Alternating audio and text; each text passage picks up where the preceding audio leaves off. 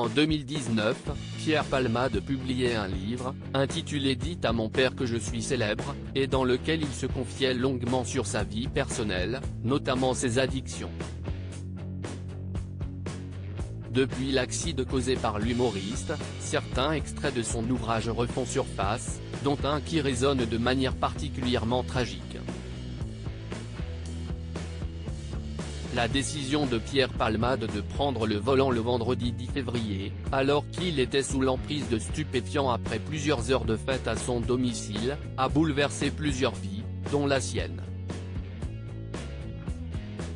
Ce lundi 27 février, l'humoriste saura s'il reste assigné à résidence, sous bracelet électronique, dans le service d'addictologie d'un hôpital de Villejuif, ou s'il est envoyé en détention. Si l'humoriste est tiré d'affaire, toutes les personnes présentes dans le véhicule qui l'a percuté ne peuvent pas en dire autant. Alors qu'une femme enceinte a perdu son bébé, un enfant de 6 ans présente de terribles séquelles, et le conducteur de 38 ans se trouve toujours dans un état très grave. Ces dégâts irréversibles, Pierre Palmade aurait pu les éviter s'il n'avait pas conduit sous influence de la cocaïne, une drogue contre laquelle il se bat depuis de nombreuses années, en vain.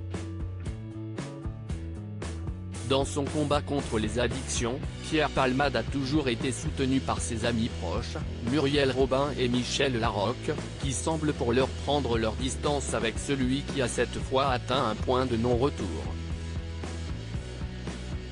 Cette phrase désormais tragique de Pierre Palmade en 2019, l'humoriste de 54 ans avait couché ses douleurs et ses démons sur papier, en écrivant le livre « Dites à mon père que je suis célèbre ».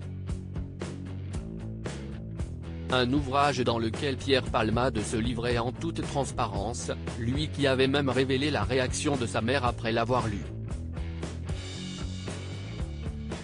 Depuis l'accident, des extraits du livre de Pierre Palmade refont surface, notamment un, repéré par Pure Break, qui résonne bien tristement aujourd'hui. Si je fais un inventaire, si est globalement positif.